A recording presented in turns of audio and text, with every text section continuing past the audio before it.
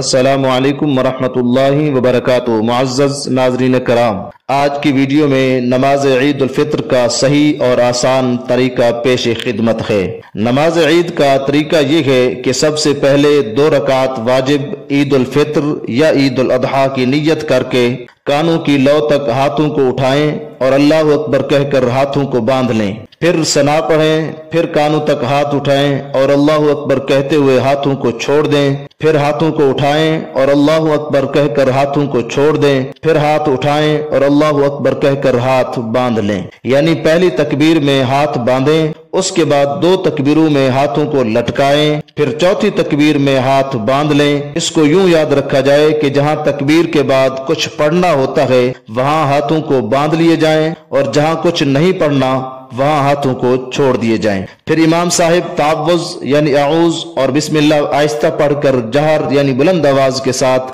سورہ فاتحہ یعنی الحمدللہ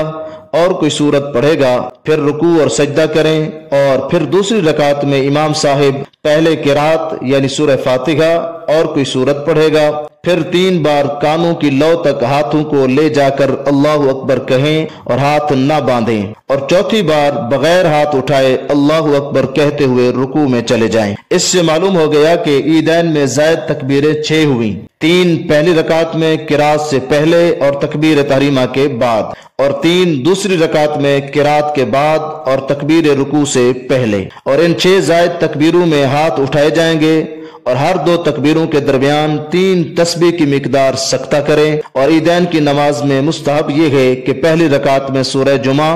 اور دوسری رکعت میں سورہ منافقون پڑھیں، یا پہلی رکعت میں سبح اسم ربک الاعلی اور دوسری رکعت میں هل اتاک حدیث الغاشیہ پڑھیں۔ اس طریقے سے 2 رکعت نماز عید الفطر واجب مکمل کرنے کے بعد امام خطبہ عیدین پڑھے گا، پھر دعا، اور اس دعا میں مجھ سمیت تمام امت مسلمہ کو یاد کیجیے گا۔ وما توفیقی الا باللہ۔